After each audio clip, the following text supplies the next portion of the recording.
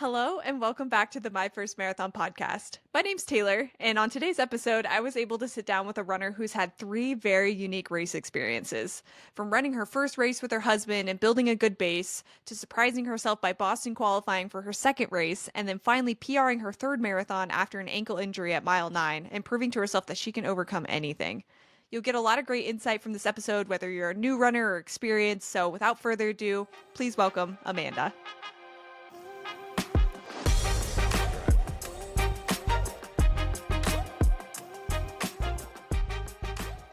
Amanda, thank you so much for coming on the podcast today. I'm really looking forward to hearing your story. This is great timing because you're a month after your third marathon or completing your third marathon. So I'm excited to break down your first couple marathon experiences. But before we get there, I'm curious where you got involved with running in the first place.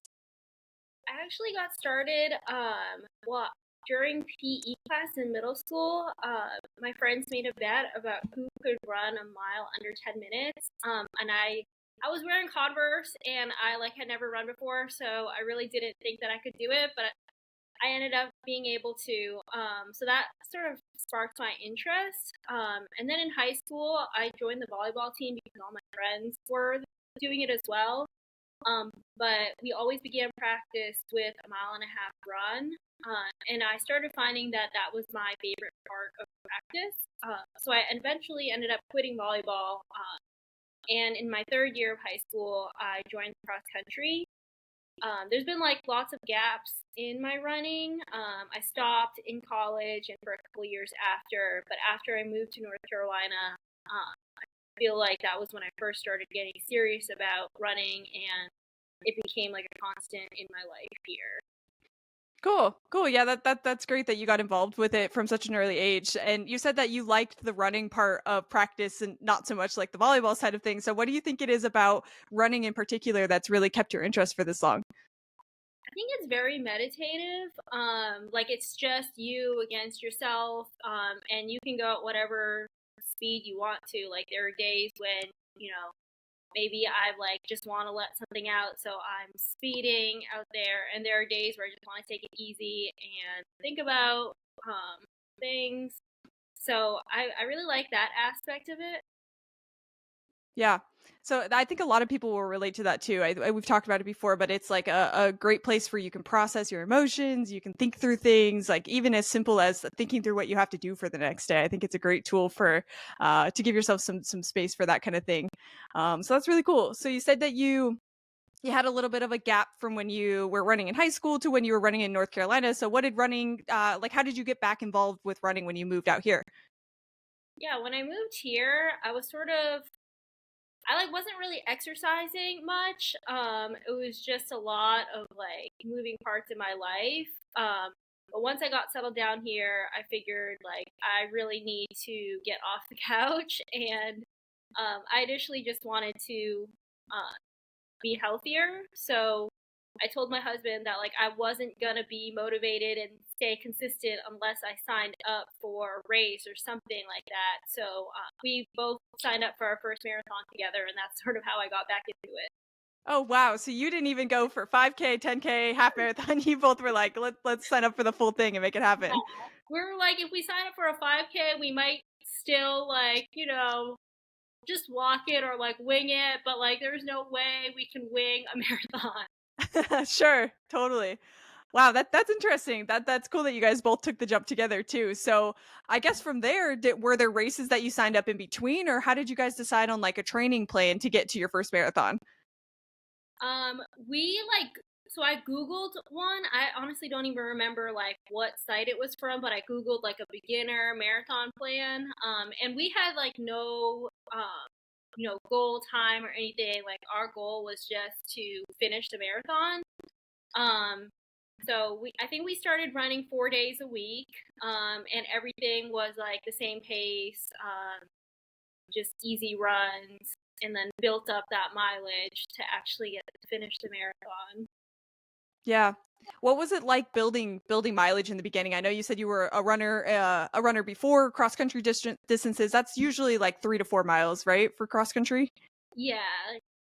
So Yeah, how did that feel like once you got to building distance and maybe getting to like the I don't know 10K mark and then above beyond that, like what was it like building distance?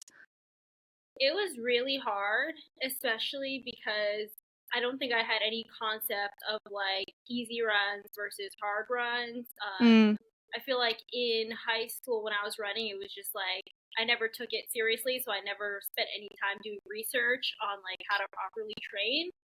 Um, so it was kind of like we would go out there and it'd be like, today we're running 10 miles. Like, this is the first time I've ever run 10 miles, but we're just going to run it as hard as we can. yeah. And so the day, like, after our long run, or like, we would just be like on the sofa, trying to recover. So it was really hard, but really rewarding. Sure, sure. Yeah, as training for your first marathon is, and I think like you made a good point there. A lot of it is uncharted. It's the first time you're running 10, and then the first time you're running 11 and 12. So a little bit of trial and error, I'm sure, in the beginning. What was it like going through it with your husband? Like, was it good? Was it nice having somebody also going through their first marathon experience at the same time to kind of bounce ideas off of, and bounce how you're feeling, and all that? It was really nice. Like, I don't know that either of us would have, successfully completed the training plan and the marathon without having each other, like, and holding each other accountable. Especially for long runs, like we always did those together on Saturdays or Sundays. Weekdays, like because of our work schedules, we would be on our own, but like it's less daunting thinking about, doing 15 mile or 20 miler when you have someone with you. Right, right. Yeah, you're like, we're in this together. If I'm going down, you're like, you're going down with me. It's probably a little bit comforting in that. Well, cool. Well, I meant I should have asked this a little bit sooner, but how long was your training plan? Like, when did you sign up for it versus when the race actually happened? We sign up in November, and then the race was like February, so I can't do math. That's like 4 months. Yeah. Okay, so you guys went for it really quickly. Um, so did you do any races in between, or you guys just followed the plan from like start to finish? We just followed the plan from start to finish. We're Yeah, no races in between. Cool. Yeah, I only ask because I know a few people like if they expand their training a little bit, they'll throw in a couple half marathons or something like that. But your true first race experience was a marathon, so I think that's really unique. Um, what would you say the like high points of trainings were, and then were some areas where maybe you struggled either mentally or physically through training? I think one of the things that surprised me about marathon training was like the nutrition aspect of Mm, it. Like I think a lot of people can relate. Like when they first started running, it maybe was for like to lose weight, or something like that. And I think that um, that was sort of the reason why I started as well. Um, but during marathon training, you're always hungry and you're running a lot, so you need to eat a lot to, sustain all that running. So I think sure. that was challenging for me, just like that this is not like for weight loss, like this is so that I can do this race and for performance, and just balancing that. Yeah. Do you remember like what adjustments you made? Were you just generally eating a little bit more before a long run, or were you doing something more on like the fuel side? Do you remember what you did to kind of counteract some of that? Um, we bought exclusively honey stinger gels. That's what I Mm, remember. Because like we didn't know much about gels or anything either, but like people would tell us like you're supposed to, when you're running 20 miles, like you need to eat something. yeah, So yeah. we like had honey stinger gels every 5 miles. Definitely ate like a good sized meal a couple hours before the long run. And then just generally, yeah, eating more. Yeah. Yeah, I'm sure you learned a lot as you went too, just based on how your body was feeling and made adjustments from there. Well, cool. So you said that your longest run that you ran through training was your 20-mile run. Is that right? I think it was like a 22 miler. Oh, okay. All right, cool. So got to the 22-mile mark. That's usually when people find out a lot about, how the race distance is actually going to feel on their body. So how did the 22-mile run feel for you? I was actually really surprised that it felt like very doable. Now, like it wasn't easy, but Yeah. it gave me a lot of confidence. Like, it's just 4 more miles, and I'll have finished a marathon. So I was feeling pretty good about it after the 22 miles. I feel like the training plan I did definitely, like, we built a couple, like 2 more miles, I think it was, every long run, and that worked well for me. Yeah. Good. Yeah. That's good that it went that way because yeah, like you said, it's a good confidence booster, I think, for race day to be able to get through that run and feel like, okay, it's actually obtainable now. It's something that's within reach. Yeah. Um, so from there, did you do any sort of taper before your marathon, or what did that period after your longest run look like? Yeah, I did a 3-week taper, and it was, I mean, some people, like, say they get, like, the taper crazies and stuff, but honestly, like, I loved it. It was like, oh, now, like, it was just weird because I think the first week of taper was, long one was, like, 15 miles, something like that. And Yeah. it was weird thinking, like, 15 miles, like, oh, only 15 miles now. Right, right. Yeah, looking back on where you were, like, probably a month or 2 before that, that was your long run, so looking at Right. having it on the calendar as an easy run was probably like, "Yeah, wow, I've really made it this far." Yeah. Um, that's really cool. So taper run was pretty smooth. It seems like your training experience for the most part was pretty smooth. Like, you didn't have anything too crazy, anything too out of the norm, got through it feeling pretty confident for race day. Yeah. So what did the night before for race day feel like for you? Were you like crazy nervous, or because training was pretty smooth, were you feeling pretty confident? I think I was feeling pretty confident. And because, like, my only goal was completion, I felt like that was very doable. And because my husband was gonna run it with me as well, I think both of us were like, all right, like, we got this. Yeah. Cool. So feeling pretty good. Feeling pretty good. And what marathon did you run? I know I read it, but what for the audience? What marathon did you end up running for your first marathon? Valentine's Day Massacre Marathon in Oh, Greensboro. cool. Um, Very cool. That's a cool one to start with. it was Um, like a lot of people did it as a relay, so it was definitely like mm, different, doing laps around the park, as the full yeah. marathon. Cool. Yeah. So if you don't mind, maybe just walk us through race day. What was the feeling like before when you were waiting for the starting line, and then what miles did you feel good, and what miles maybe were you feeling a little bit less than good? Yeah, we were really well. I don't can't speak for my husband, but I was very nervous the morning of. Sure. I think we got there like an hour early, and I had to go to the bathroom like 4 times before the race because I was so scared that I was gonna have to go during it. Yeah. Um, and then we started. I was feeling great up through the half marathon, but definitely made the mistake of starting out way too fast. I think my first mile was like 7 minutes something, and my overall pace for the full marathon was like 9 minutes something. So there was a very big difference. Yeah. And yeah, after the half marathon point, it was getting harder and harder, and the weather, it like never snows in North Carolina, but it ended up snowing that day. Oh, Uh, wow. so I was wearing like a t-shirt because I was getting really hot in the beginning, and I like threw my jacket off. So the last half of the race was just like a really big mental struggle. Not only like the running part, but I was just freezing the whole entire time, and I was like, I cannot wait until this is over and like I can take a hot shower. So it was rough, but we finished.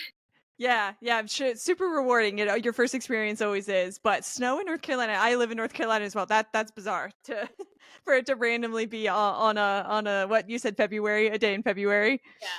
Yeah, it's so random. So like when you hit that part where you were starting to freeze a little bit, you were feeling really cold, you just wanted the whole thing to be done. Like what was the internal motivation, or what were you saying to yourself to get yourself to finish? I think it was a lot of self talk about like, we trained so hard for this. We, finished our training plan so smoothly, and like I did the 22 miles and I felt great. So there's like, I can definitely do this 26 miles, and we're all doing it together.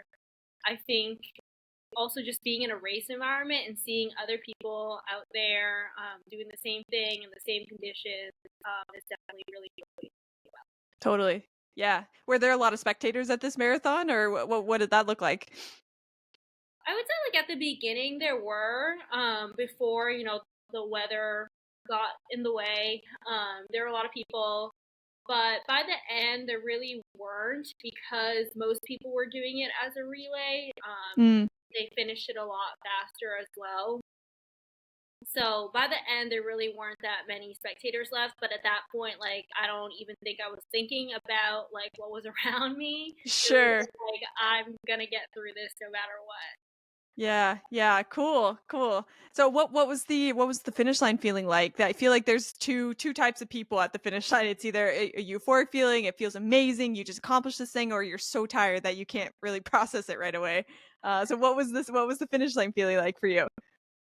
I would say the first very like euphoric, like oh my gosh, I can't believe I did that. I think for every race I've run, I'm lucky that that's the feeling I get. I'm like, I can't believe Yeah. I finished, and then like all of a sudden, I'm like, I forget about everything around me. I forget to stop my watch. I'm like, wow, this is amazing. Yeah. Good. Yeah. So a pretty cool race day experience for you. I mean, again, everything from training to finish line seemed like it went pretty smooth for you in the beginning. So that's pretty great. And I know you've ran two marathons since then. So when after that race did you decide, all right, let's run this back, let's start training over, let's do this thing over again? Um, I didn't want to run another marathon for a long time after that first one, to be honest, because of just like how difficult I think it Yeah. was, and I was like, I'm never doing this again. Like, I'm gonna stick with shorter distances. But I did end up signing for a half marathon like pretty soon after the marathon. And then I'm like getting my timelines mixed up. I ran my second marathon November of 2023. Hmm. So about a year and a half after my first marathon. Cool. So you said you signed up for another half marathon pretty quickly after. How was your body feeling after your first marathon and going into your first race back, I guess you could say? I took 2 full weeks off of running. I just that's kind of what I've seen is like recommended, and I just followed that.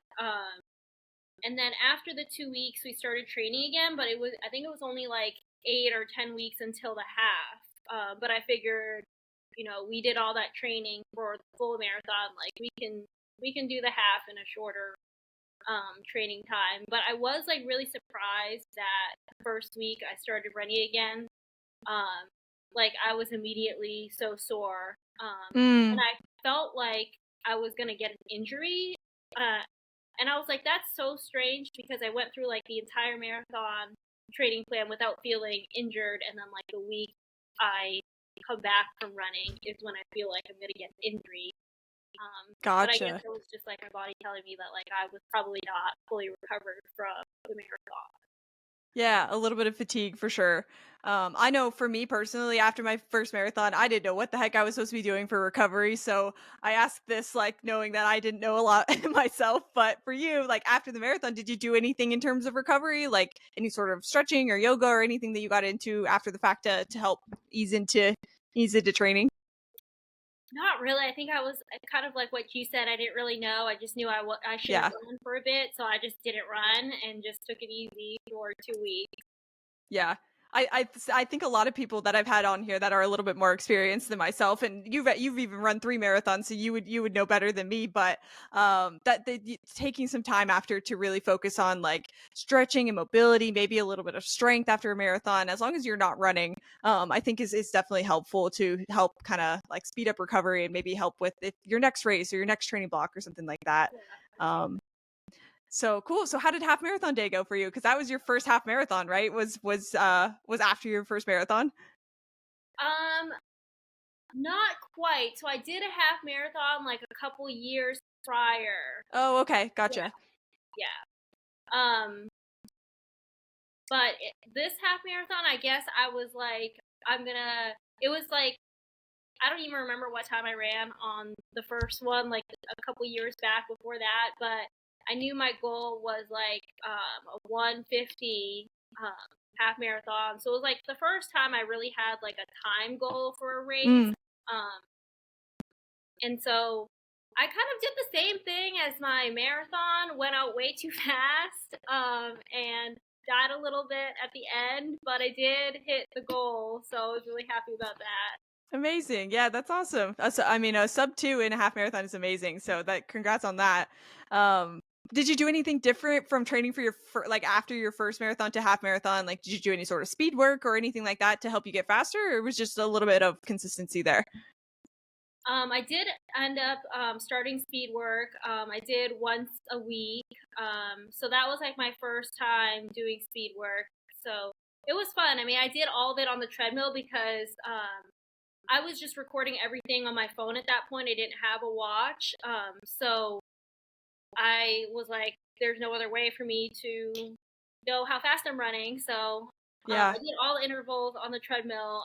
And I think that helped me like get a feel too for like what different paces would feel like running. Yeah. Yeah, that's a good point. That if you don't have access to or can't afford or even don't even want to get into spending money on a garment or anything like that in the beginning, I think yeah, treadmill or going to your gym is a great way to get into speed work for sure. Um, well, cool. So how did we progress from there? How did we get to the point where you were signing up for your second marathon? After that half marathon, I took a little bit of a break, like a lot of traveling, but like I felt the itch like to race again.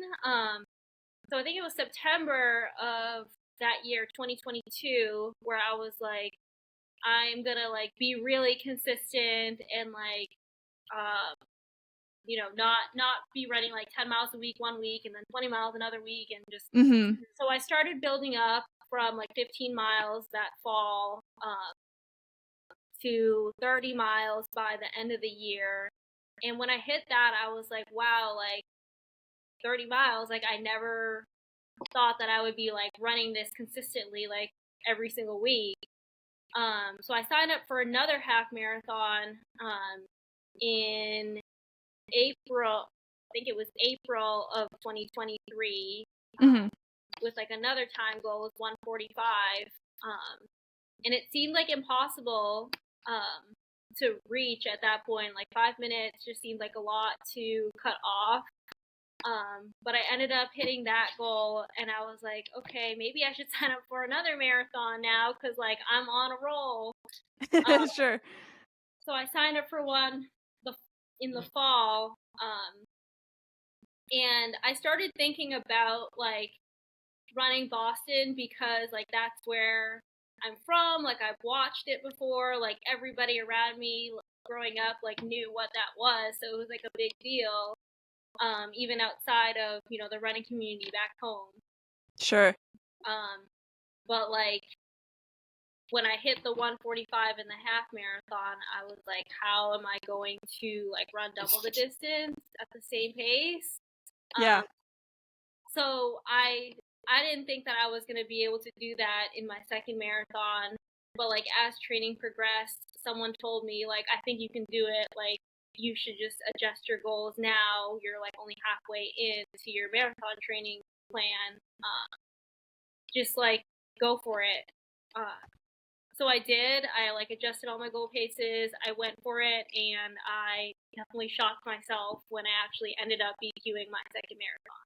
That's amazing. That's so cool. So, I guess to take it back just a little bit, like what training plan did you use your second time around, and then what adjustments did you make as well? I used the Runner's World sub 3:30 plan, I think it was. I didn't follow everything exactly because I think that plan had like specific paces that like you would try to run for like even your easy pace miles.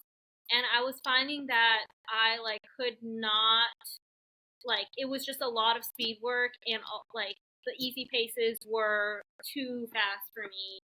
So Gotcha. I definitely prioritize like being able to hit my speed work and just like slow down everything else.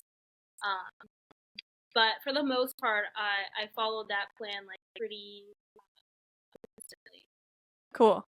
Yeah, and then what did you feel like from your first marathon experience, take to your second marathon experience? Like, what do you feel like was the biggest impact? Was it the training plan, or was there anything else that you felt like was the difference maker the second time around? I think like getting a feel for speed work. I mean, like a lot of it was experience. Like I had run a couple half marathons at that point, like 4 times, and like started incorporating the speed work, and then also just having like that base mileage. When I ran the marathon in November, like I had been running 30 miles or more every single week from the beginning of the year. So it was just a lot more like a better aerobic base. Yeah. Yeah, just being consistent. It would be pretty wild to BQ in your first for your first marathon. So yeah, I think building that base and just keeping consistent is huge for sure. But that's great. So did you train for your second marathon with your husband as well, or was this the first time you were kind of going out solo and training? I didn't train with him. He was one and done with Yeah, the sure. marathon. But yeah, I trained by myself mostly. So that was definitely different. But I think like at that point, I was just like I had already built the habit of like running, so it wasn't like before where I had to like force myself to get out the door. It was more like I wanted to get out the door. I was really motivated. I had a plan and a goal. So I really enjoyed training the second time around, probably more so than my first because I just had more experience. Yeah. Yeah, just knew a little bit more. Could go out there and like push yourself a little bit more the more you know, for sure. Well, same question I kind of asked for the first one. Like where were the low points of training for your second marathon if there were any? Um, it wasn't necessarily during the like 3 or 4 months before the marathon that I had like a low point. I think it was like a little bit earlier. Um, when I was training for the half marathons earlier in the year, I started to get like really bad hip pain. Mm, And that was when I realized like I can't just be like speeding out there all the time. I do need to like take it easier with my easy runs and incorporate some strength training in. So I started doing strength training at least once a week and like just listening to my body more. And I think that really helped when I started with the marathon training that I like still kept up with the strength training. And I think like it was always on the back of my mind that like I might hurt my hip again. So I guess that would mm. be like the lowest point when like I would feel something and I'd be like, oh my god, I don't know if I'm like just being paranoid or like I need to take a step back. Right. Yeah, I've heard that before. Just like if you, it doesn't sound like you were fully injured, but like enough that it scared you a little bit. But I've heard that before from people who have injuries that like once it happens, you're constantly on edge or you're constantly aware of it. I feel like I'm that way with my knees. I'll get like a weird pain on the outside of my knee, and I'm like, oh, that's it. I'm I'm done. I'm toast. But a lot of times, I feel like it's not that bad. But I think you do need to take it serious and just listen to your body and all that. But definitely can be scary. So during that time when you're strength training and all that I think that's a question that comes up a lot. What were you doing in strength training to like help your hips or help yourself perform better? I was doing a lot of like hip, like flexor, abductor, adductor exercises. I like to do like clamshells, like glute bridges, and then like some single leg work. Like Bulgarian split squats are one of my favorites. Yeah, I think you're the first person to say that's your favorite. I feel like most people are like we could do without the split squats. I mean, I feel it working. I'm like, this is definitely Sure. something. For sure, you could definitely feel it. Yeah. Well, cool. So strength training, and is that something you said that you continued all through marathon training for your second marathon? Was you were strength training pretty consistently? Yeah, I was. Now it was really bad with like doing anything other than those exercises that I just Mm. told you, but Sure. up to that, like, pretty consistently throughout my marathon training. Cool. Did you feel like it helped your hips? Like, could you feel any physical differences in like your knees or your hips from doing those kind of targeted trainings? Yeah, for sure. I mean, I feel like my hips were always like the first thing to give out. Like not even when running, but like a long hike, like I would feel it in my hips. Mm, But after I started incorporating those exercises, like it wasn't like my hips that were like hurting me when I finished a long run. It was just like a general like I'm sore, but it's not like my hips are the thing that's like killing me. gotcha. Cool. So definitely was working, definitely was helping. Um, cool. So then fast forward through training a little bit, like was it still a 22-mile run that you ran for your longest run the second time around? Do you remember? I think I did 21 miles that time. I could be wrong. 21 or 22. Okay, so pretty similar for your second plan. Was there anything notable about that long run? Same thing. Were you feeling pretty confident after or anything like that? I was feeling very confident. It went really well. I think the big difference was that like my first time running the 22 miles, I was just like going out there to finish it. And the second time around for this marathon, I incorporated, I think it was 10 miles at my goal marathon pace, and then Mm. 3 miles at half marathon pace, and then just like slow, easy warm up and cool down miles. And I felt really good at the end of that. And I think like getting a feel for like the pacing in the middle of the long run was also really nice. Yeah. And did you say that so for your warm up and cool down runs, just for people that don't know, is that something that you were doing as part of the 22-mile run? Like those miles counted, or did you do those before and after the 22-mile run? I counted it as part of the 22 miles. So I would like at that point I did have a Garmin, so I would like program it into my Yeah. watch, like 5 miles at whatever pace, no goal pace, and then the 10 miles at marathon pace and so forth.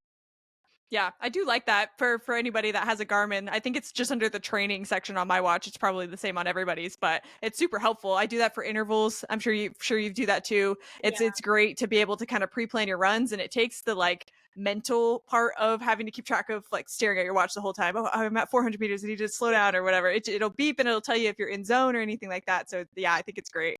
yeah, I love it. Yeah. Cool. So how were you feeling before? Like you had some pretty ambitious goals on this one. You were following this pretty strict plan and trying to Boston qualify, which is a massive goal for a lot of people. So how were you feeling like through your taper period and the couple weeks leading up? Um, I was definitely feeling much more nervous than I was for my first marathon. I was just like very like I need to rest, like I need to sleep well. I felt almost like pressured um, Yeah. to like be fully recovered, eat really well, eat a lot, but like healthy. So I think it was definitely a lot more pressure, which made me really nervous for the race. Yeah. Which pressure and sleep are like two things that probably contradict each other a little bit. But yeah, I can totally understand that. So and where was your second marathon? Was it at somewhere local to where you live, so you got to like sleep in your own bed and all that, or did you have to go somewhere or travel somewhere for your second one? It was in Richmond. It was only like a 4 hour drive, so we did like stay. We went like one night earlier, so it was nice to like settle in there before the run. Sure. Yeah. Okay, cool. So it didn't have to go too far. And then race morning, was it like I'm assuming it was a pretty early start, but was there any sort of like transportation? Did you have to use a shuttle or anything like that, or did your husband drop you off? What did race morning look like? It was actually really smooth. I mean, if anyone is thinking about running Richmond, like I really like it was a very smooth experience. We just parked at a parking lot like close to the start line and just showed up there. There was no like issues with having to take a bus or like shuttle That's great. around. Yeah, that's great because I think that adds a whole other level to race day when there's like a logistical thing that you have to figure out ahead of time. Right. So that's cool that it was pretty close to the start and you got to just like get to the start and focus on what you needed to do. What was the start line feeling like? Like, was it the same as before, where you were afraid, like using the porta potties quite a bit, and like afraid, or like nervous for the start and everything? What was that like? Yeah, it was the same. I think that's just a common thing for me at all races now. I just show up Yeah, really early and then like I use the porta potty, and like once I'm done using it, I stand right back in line to use it again because I'm like, what if the line grows really long? Sure. You're like, I'm Um, gonna be first here no matter what. exactly. So similar experience. Very nervous. I did find like the 3:30 pacer at the start line.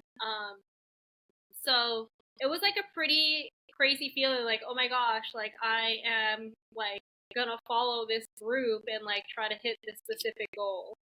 Yeah. Was that the strategy the whole time? It's like ahead of time you were thinking, I'm gonna find the 3:30 pacer and I'm gonna stick with them the whole time. Was that like premeditated? Yeah, it was. Especially because like I really wasn't sure if I was gonna be able to do it, and I was like, there's probably a high chance I might hit the wall in the later miles, and I won't be able to keep up with them. But like, I'm just gonna go for it. I'm gonna stick with them and just like hang on for as long as I can. Yeah. Cool. So let's break this one down because was an important race for you. So I want to kind of maybe break it down a little bit slower and hear how you were feeling throughout the race. So like, what were let's say what was the first half marathon like for you? Um, the first half I felt like was really smooth. I had these like hand warmers because at the beginning of the race was kind of cool, but it was like ideal temperature for a marathon. Mm-hmm. And like I accidentally missed the first water stop, so I like was freaking out, or like my first stop that I was gonna take with my gel. So I was like weighing the pros and cons. I'm like, should I skip this gel? Should I just take it without Mm, water because I'm supposed to take it with water? So like all these thoughts were going on. So I ended up taking the gel without water. But I felt good, like no digestive issues. I accidentally dropped both of my hand warmers while I was taking the gel, but oh shoot. at that point I had like warmed up. So it was all right. And I think the first half went by really quickly. Like the course was really beautiful. And the group I was with like wasn't so huge, but it was like a good enough size where like you just felt like you were together with the group. Yeah. Yeah, I think that's the cool part about following a pacer is you're not alone, especially some of the more I don't know how big Virginia is, but a lot of the more local races that can help you feel like you're in the race environment when people are maybe a little bit more spread out. But I guess I'll pause there. How big is the Virginia Marathon if you remember? I don't remember, but it's a couple thousand, so it's not like a tiny Okay. race. Okay. Yeah, so you got a good amount of people. Yeah. Cool. And do you typically rely on the aid stations for the most part for your marathons or do you bring any sort of like handheld with you? I relied solely on the aid stations. I guess like in training, I never really got used to like holding anything. It just felt really Mhm. uncomfortable, so I'd always like loop around to get water, like leave it in my car, or leave it in at like the front of my house. So because I just like wasn't used to holding anything with me, I just relied on the aid stations. I would just carry my gels, but not water. Yeah. Yeah, and I think that's important to not switch things up on race day. I think I talked about it a couple episodes ago, but somebody asked me why I bring my pack with me. It's like that's how I trained. If I took it off, that would be weird. For you, you didn't train like that. So if you put on a pack randomly or pulled a handheld on race day, that would be a little off if you didn't train like that. Yeah. Um, cool. So first 13 you were feeling pretty good. What did the next say 10 look like? Like 13 to 23. How were you feeling? I have to say, like, the whole race went really smoothly. So, like, the next 10 also, I mean, after the last couple miles were rough, but Sure. the next 10 was, it was going as planned. I was still following the pacer. And I think that was like, my confidence grew over the race because, like, I thought, like, mile 16, like, I was going to be, you know, really, really tired by then, but I still felt really good. Um, so I had no complaints. I mean, there were a couple of hills where I was like, "Oh gosh, am I starting to get tired? Oh gosh, is this where it Yeah. all like goes down?" But like we would go up and then we would go down and like I would recover on the downhills. Um so it was great. Yeah, that's great. Do you think it would have been a different experience if you didn't follow the pacer group? Like if you were just relying on your own watch, would it have been a lot different? I think so. I'm just like not very good at pacing myself, I think. Cuz like a couple during my taper weeks, I had done like a couple of short runs with marathon pace, relying on like my Garmin to tell me whether or not I was in pace, and it just like kept going like, you're going too fast, you're going too slow, you're going too fast, you're going too slow. So I think like following the pacer like definitely took a lot of like the mental weight pacing out of the question. Yeah, totally. What goes through your head on race day? Like, are you just thinking when you're following the pace? I mean, specifically, like, are you if you're not focusing on your watch or anything that, are you just thinking like form? Are you thinking breath? Like, what do you typically keep in mind? I think at the beginning of the race, I definitely just like tune into how my body is feeling, and then before I get too tired, I try to let my mind wander. So especially when I'm following a pacer and I don't have to like think about how fast I'm running, I like try to take my mind off of it. I was like looking at the lake and like admiring the sky. I'm like anything to get my mind off, so I'm not thinking about like how tired I am, I guess. Yeah, that probably helps. Just like save mental energy too, to just let your mind do whatever it wants, be a little distracted, just like move your body one foot in front of the other, that kind of thing. Yeah. Um, cool. So then you said at the end, like everybody, you hit that maybe not a wall, but you started to feel it towards the end. So what was the last couple of miles like? Yeah, that was when I definitely was like, okay, this is hard. The last 5K was a little rough. I think at like mile 23, I was like, okay, this isn't terrible. I think maybe I can like go ahead of the pacer. So I started going a little faster actually, and I passed the pacer. But then at mile 24, I was like, that was a bad idea. Like I'm really tired.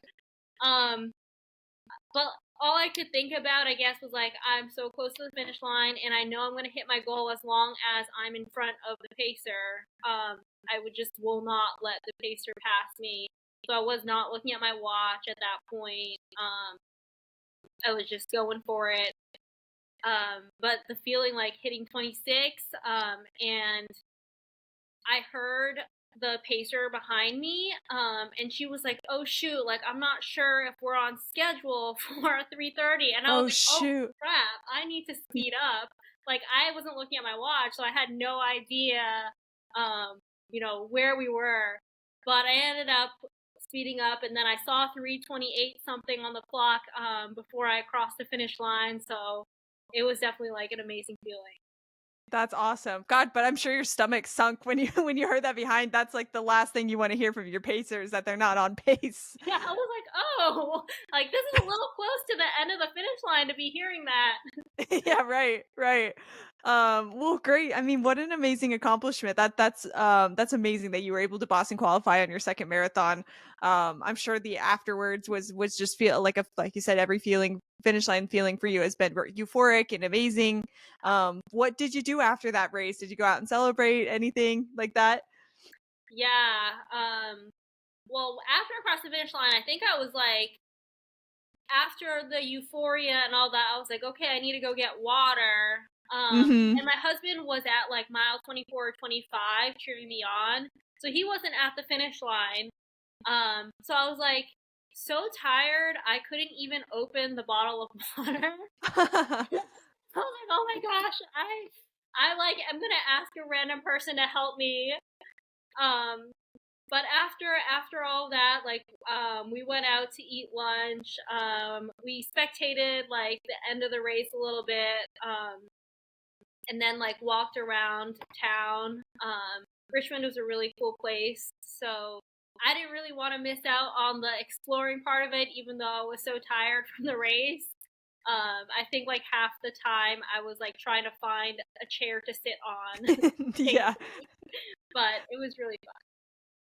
Yeah, that's awesome. Yeah, I mean, and it speaks to the like level of fitness you were at finishing that race and still being able to like walk around and go out to lunch and like spectate a little bit. It shows that you put in a lot of work through training. So that's just like, yeah, another props to you. Did you experience any sort of cramping or anything like that after, or you were feeling pretty good in that sense? I was feeling pretty good in that sense. I know a lot of people have like get digestive issues from running, and I do too, but it's always after the race and not during. So I would say I'm Mm, pretty lucky in that sense. Like I felt great during the race, like everything, like all the all the little tummy troubles and stuff always happen after the race. gotcha. Gotcha. Yeah, I guess that's a better problem to have. It always sucks to have it GI issues either way, but better after the race than during. Well, cool. Well, I want to fast forward just a little bit because I know we were talking before we started recording about your third marathon experience, and you had quite the experience the third time around. So, what was race day like the third time around? Um, it was so I was also feeling very nervous for this race. I had like a pretty aggressive goal, and I feel like in the past, like I felt like my improvements were like really fast. But this time around, like I definitely like plateaued a little bit. Wasn't really Mm, sure where I was at with like my fitness level. And this one was in Maine, so I flew there, or I flew to Boston and then drove up to Maine. But the difference, I guess, for this one too is that my parents were coming, and that was like the first time they were gonna watch me in like a marathon. So I was really excited about that. yeah. So different area. You were flying to this one instead of driving. And your parents were coming. So a lot of things were much different than the first couple times around. What was your goal in this one? You said you had a pretty aggressive goal for your third one. It was initially 3:20, but like closer to the race, I was like I think maybe like a 3:22. So that's kind of what I would had in my head going into it. Gotcha, gotcha. Okay, cool. And you also said that you were feeling like a little less confident in your base this time around. Was it just like a little bit different training block, or because you plateaued, you were feeling a little nervous? What was that like? Yeah, I think it was like the plateau. Like for the first time, I like wasn't hitting all my paces in like my workouts. Like some workouts I would, some workouts I wouldn't. And I know like people always people always say like you have good days and you have bad days, but it seemed like before like every day was a good day. Mm, Whereas like in this training cycle, I was like okay, like I don't know, like I'm just my body's just like feeling extra tired these days, and like I don't seem to be hitting what I want to be hitting. gotcha. Yeah. How close was your second and third marathon to each other? My second was in November of 2023, and then my third was May. So had about like 6 months in between. Okay. Gotcha. Okay, so you pretty much like went from first marathon, maybe took some time off, and then went immediately into training for your third marathon. Is that about right? Yeah, and I think that definitely had to do with it because like I didn't have as much time to like build up like do some strength training before and like just like rest more before like mentally going back into like tough training. Yeah, yeah, you dove right in. So cool. So you flew to Maine? You're there. You see you're let's say like day before. How were you feeling before the race? Super nervous, and I was like scoping out, because it's a new place, so like I have to scope out like where am I gonna like turbo load and Sure. all that stuff. And the packet pickup was the day before, so we did that and walked around. Like it was nice though because I feel like it was a pretty small town, and like the hotel we were staying at, like I think a lot of people from the race were also staying there. Uh, Mm, so it was nice to just like see other runners around. right. Yeah, helps you kind of get the right mindset the day before. Yeah. Um, cool. So what was race day like? Like what I guess we could break it down the same way. What was the first half marathon like, and what was the start line like for you? Yeah, this one was definitely interesting because the first few miles of the race, like I just didn't feel confident like I did in like my previous races. I was really in my head about it. I think because I wasn't as confident going into the race, I was like, Sure. am I going too fast? Am I going too slow? I just like was my head was all over the place, and then I was like making up digest GI issues. I was like, oh my god, I think my stomach hurts. Oh, you sure? So it was kind of a rough couple first miles. There was no like 322 pacer or anything, but there was a 320 pacer. So I kind of went into it thinking like I'll not quite follow the 320 pacer, but just be like a little bit behind them. Yeah, like you And it want to see him in the distance, but you not necessarily keep up. Yeah. right. So that was like I think more mentally challenging than just like trying to stay with the pacer. Um, but I realized that the 320 pacer was also going like way faster than 320 pace. So I decided like early on that I was just going to pace myself with my Garmin. Um, and then mile 9, I like tripped over the side of the road, and that's when I sprained my ankle. For like between mile 9 and 10. And I was like just so shocked, I think, to start. I'd never fallen like in any of my runs or races or anything like that. So I like didn't really know what to do because it was pretty bad. It wasn't like I could just, stand up and like keep running. Like I felt a lot of pain. I wasn't Yeah. even sure if I was able to stand up. So a really nice lady who was watching like ran over, tried to help me. And it was just really scary because I was like, I trained so hard for this race, and like I always say, like I know I can do it, but like you don't want to push through like a really bad injury, or you might not be able to. So I had definitely considered like dropping at that point because I wasn't able to get up. I think I was on the ground for maybe a little bit over 2 minutes. I really wasn't Mhm. sure because after a little while, I was like, all right, there's no way I'm finishing this race, I guess. So I stopped my watch, like, I guess this is it. Um, but then I saw like the 330 group pass me, and I was like, I'll try one more time to get up. And if not, like, I guess this is it. And I was able to stand up. I took a few steps, and I was like, okay, this doesn't feel too terrible. So Mhm. I started my watch and I started running again. And I think like I was like so fueled by like, oh my gosh, I can't believe this happened to me that I just like started speeding up really quickly. I was like, I'm gonna get back to where I was in this race.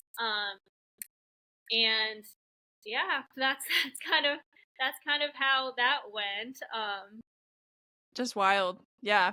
I mean that like that's got to be so disheartening for like that type of race that you flew to, even that your parents were there, like that had to just not feel that couldn't feel great. So like how did your foot, I guess I want to ask, how did your ankle feel when you got back up and you started running? Did you still feel quite a bit of pain, or there was just so much adrenaline that you were maybe not feeling it so much? I think there was just so much adrenaline that yeah, I really wasn't feeling it that much. I'm like, it was kind of wild to like feel like I couldn't even stand up to like a couple minutes later be running again. Mhm. Um, but yeah, once I started moving again, the road was flat, so it felt pretty okay, and I think I was just like all that adrenaline was like I need to catch up, I need to get back to where I was. My parents and my husband were planning to be at mile 14. So I was like, I'm going to see them there, and that's going to be like, more than halfway. So that's like all I was thinking about then. Let's get to mile 14, that to be more than halfway, like you said. Yeah. Yeah. Um Gosh, that's crazy. That's gotta take a hit to your confidence for sure. What was like? I keep asking this question over and over again, but what was going through your head during that point? Just get to 14, or were you still thinking I might DNF? I'm just gonna feel this out. What were you thinking at that point? I think at that point, I was like, well, if I'm running, I'm not going to DNF. And I think in hindsight, like, I'm not saying the fall helped me, but it kind of did help me in a lot of ways mentally because at the beginning of the race, like I kept like making up all these like things that weren't actually problems, like how I thought I had GI issues or like I thought I couldn't go fast enough. I think like all that just like went out the window after I got back up. It was just like it'll be like pretty amazing to just finish and finish as fast as I can, so like don't overthink it. Yeah. Yeah, that's a good point. It took a lot of the unknown out of it. They talk about like ABC goals. You were on C at that point. Yeah, It's I just need to finish this thing and I need to push through it. I can't think about anything else. yeah. Um what was it like seeing your parents and your boyfriend or I'm sorry, your husband at 14 when after that injury? What was it like seeing them? It was amazing. It definitely gave me like a really big boost. I think like mile 14 was my fastest in the race because I was just like so happy to have made it there. Um, Yeah. and like I was waving. I didn't want them to know that anything was wrong either because like I know my parents would freak out and be like, "You need to stop running right now, like get out Sure. of here." So I like pretended like I was totally fine. And I think that helped me like mentally as well. Push through. Yeah. Cool. Well, what was the rest of the race like? I mean, did the injury or the foot pain ever come back up, or everything from there was pretty smooth? It was up and down, I would say. I think like after mile 14, I realized that I was like going way too fast because of all the adrenaline, and like I wasn't gonna be able to sustain that throughout the race. So I slowed down, and then like there was a group of like girls that were running, and I was like, oh, like it'll be so much better if I just run with them and not just be off on my own, like trying to pace myself to who knows what at this point. Um, Yeah. so I stuck with them for the majority of the race after mile 14. I think from 14 to like 2021, I was with that group and they were going at like a 3:22 pace actually. So I'm like, this is like actually perfect. Like I don't think my time will be 3:22 anymore, but this was the pace I was going for. And it was really nice to have them like people were cheering us on because we were like a big group of like 10, I think, people. Um, and then after mile 20, like everyone started going their own way. Like they always say, like the last 6 miles is like the race, and the first 20 miles is a warm up, and that's kind of how it Right. felt. It was really really tough the last couple miles. I think one because you're tired already. Two because like the group was just splitting up, and then three the course was just got a lot tougher actually. There was like some parts that were like they had sand and like rocks, and that was kind of like messing with my ankle because it wasn't like an even road anymore. Mm. Um, so it did kind of hurt a little bit, but like nothing bad enough for me to have to stop or anything. Um, but I think the last couple miles was just thinking like I made it through the hardest part after the fall, and so I'm gonna see this thing through. Yeah. Might as well finish now. You already got through the hard part. Yeah. Cool. So where did you end up time wise, if you don't mind me asking, by the end of that one, It was at 3:24. which is still amazing. And I was really happy with that, given everything that Yeah. happened. And I guess I was pretty. Another thing that I was thinking about, like, was like, wow, I think like I can read my body really well because like if I wasn't on the ground for 2-ish minutes, like I would have hit my time goal exactly. So it was pretty like it was like a confidence booster in another way. I would say like that. I had a good sense of like what I thought I could do. Yeah. Maybe hopefully I'm not putting words in your mouth, but it's like you almost had to have a rough race experience to like prove that your second race experience was not just a fluke, I guess. Do you feel like that, or is it am I am I off base there? No, for sure. That definitely helped me be like, okay, it wasn't a fluke, and I also am not plateauing. Like I am still improving. Yes. Yes. That's great. All right, cool. Well, I have to ask, since you kind of Boston qualified, I mean, twice. If the first time was your actual Boston qualifier, do you have plans to run Boston as your next race, or is that in the cards for you in the future? I would love to, especially because I'm moving back to Boston. Yeah. And I think it just helps so much to have like support around you, like having, like I said, having my parents there for like my race in Maine. I think a lot of people are like, oh, if you run Boston, like I'm gonna come watch you, like friends. Like I've never had like a bunch of friends come out and support before, so I think that is like a big motivator. So I'm gonna apply and hope I get in for next year. Awesome. Very cool. Well, thank you so much for walking us through your three marathon experiences. You had three very unique experiences, and I think that I mean myself and the audience like can take a lot from each one about how you were able to build your base, and then how you were able to like go for this crazy goal for your second one and hit it, and then your third one where things kind of went awry and you were still pretty on par with what you were hoping to accomplish. So yeah, just thank you for breaking all of those down. My last couple of questions here are more just kind of data that I'm collecting at the end for newer runners or anybody looking to get into running. I always kind of give the disclaimer that it's your own journey. You should be doing trial and error. You should be testing things out for yourself. But for you, you mentioned honey stinger before, but were there any other fuel options that you felt like were really good for you through your different training blocks? Yeah, I really liked the Huma gels. I actually don't really use Honey Stinger anymore because I'm just like so addicted to the Huma gels. I like the fruity flavor, like strawberry, blueberry. Yeah, I like Cuba too. They're a little bit thinner, I feel like, Yeah, which is nice, like as a texture for easier. sure. Cool. And then for shoes, what do you like for shoes? Like, did it change over time, or have you been pretty consistent with the brands that you like? I've been pretty consistent with like my everyday shoe, which is like the Brooks.